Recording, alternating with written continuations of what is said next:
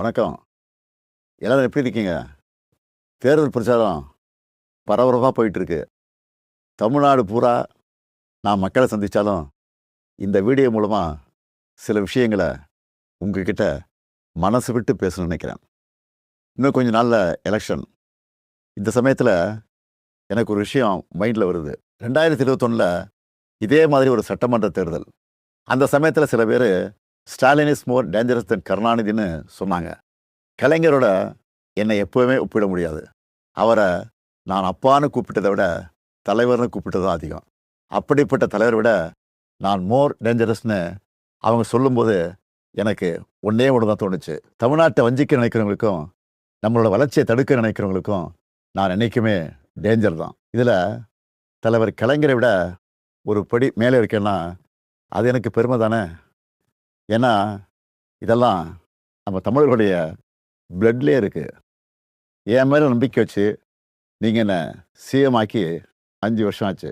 Stalin sir, CM ஆனதெல்லாம் okay, இந்த 5 வருஷத்தில் மக்களுக்கு என்ன பண்ணியிருக்கீங்க அப்படின்னு யாராவது கேட்டால் நம்மளால் மணிக்கணக்கா, ஏன் நாள் கணக்காக கூட பேச முடியும். முக்கியமாக எப்போவுமே தமிழ்நாட்டை வஞ்சிக்கிற ஒன்றிய அரசை எதிர்த்து தமிழ் மக்களுக்காக சண்டை செஞ்சிருக்கிறத இன்னும் பெருமையாக என்னால் சொல்லிக்க முடியும்.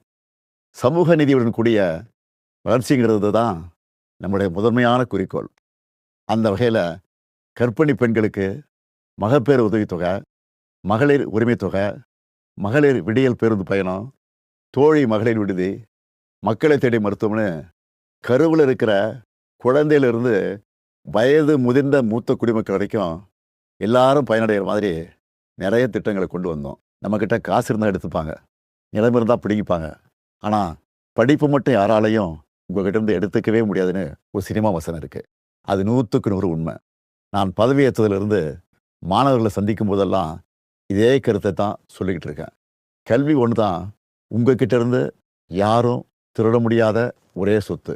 அதனால தான் ஸ்கூலில் காலை உணவு திட்டம், காலேஜ் ஸ்டூடெண்ட்டுக்கு லேப்டாப், அரசு பள்ளியில் படித்த மாணவ மாணவிகளுக்கு மாதம் 1000 ரூபாய் உதவித்தொகை, நான் முதல்வன் திட்டம்னு கல்விக்காக மட்டும் இந்த ஆட்சியில் அவ்வளவு திட்டங்களை கொண்டு வந்திருக்கிறோம். நீங்கள் எந்த டேட்டா வேணாலும் எடுத்து பாருங்கள். தொழில்துறை, விவசாயம், கல்வின்னு எல்லா துறையிலையும் தமிழ்நாடு டாப்பில் இருக்கும். அதுக்கு அடையாளமாக 14 வருஷத்துக்கு அப்புறம் தமிழ்நாட்டுடைய பொருளாதார வளர்ச்சி 11.19% எந்த மாநிலமும் தொடாத இரட்டை இலக்கத்தை தொட்டிருக்கு. இன்னும் உயரம் தொடுவோங்கிற உறுதியும் எனக்கு இருக்கு. இப்படி எல்லா வகையிலும் நாம் முன்னேறி இருந்தாலும் ஒரு சில குறைகளும் இருக்குதுங்கிறது எனக்கு தெரியும். ஏன்னா நம்மளுடைய ஆட்சியை பற்றின விமர்சனம், ஃபீட்பேக் எல்லாத்தையும் காது கொடுத்து கேட்குறவன் தான். குறைகளாக சொல்லப்பட்ட சில விஷயங்களை கூட நாம் மற்ற மாநிலங்களை கம்பேர் பண்ணும்போது ரொம்பவே பெட்டராக தான் இருக்கும். இருந்தாலும் அந்த குறைகளையும் சரி செய்ய எல்லா விதமான வழிமுறைகளையும் நம்ம ஏற்கனவே நடைமுறைப்படுத்திட்டோம். அதோட விளைவுகளை இன்னும் கொஞ்ச நாளில் நம்ம பார்ப்போம். உங்கள் எல்லாருக்கும் தெரியும், போன வாரம் ஒன்றிய அரசு டீலிமிட்டேஷன்னு ஒரு மசோதா கொண்டு வந்தாங்க. மக்கள் தொகையை கட்டுப்படுத்தி தொழில் வளர்ச்சியில் பெஸ்ட்டு பர்ஃபார்மிங் ஸ்டேட்டாக இருக்கிற நம்மளை தண்டிக்கிறதுக்காகவே அந்த மசோதாவை கொண்டு வந்த மாதிரி இருந்துச்சு. ஆனால் அந்த மசோதா வந்து அடுத்த நொடி முதல் எதிர்ப்பும் மசோதாவோட நகல் எரிப்பும் நம்ம தமிழ் மண்ணில் என் மூலமாக ஆரம்பிச்சது. நாம் கொளுத்தின அந்த நெருப்பு தான் இன்னைக்கு கொழுந்து விட்டு எரிஞ்சு அந்த மசோதாவை சாம்பலாக்கியிருக்கு.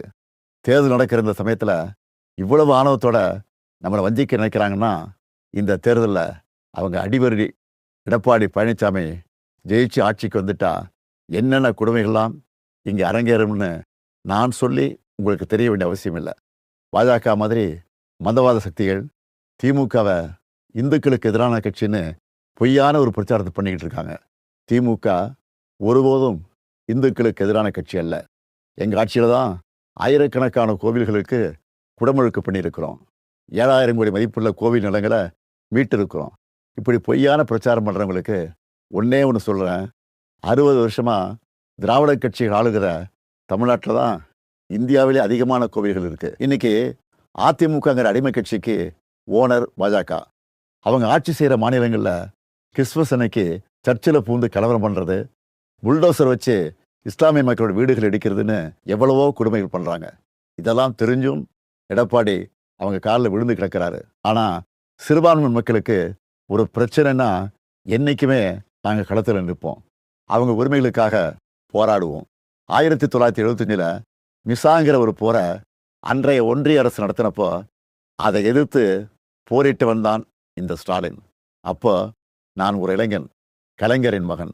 இன்னைக்கு நான் அப்பா ஸ்தானத்தில் இருக்கிறேன். இப்போவும் நமக்கு எதிரான போரை எதிர்த்து நிற்கிறேன். எந்த பிரச்சனை வந்தாலும் தமிழ்நாட்டையும் தமிழர்களையும் பாதுகாத்து நிற்பேன்.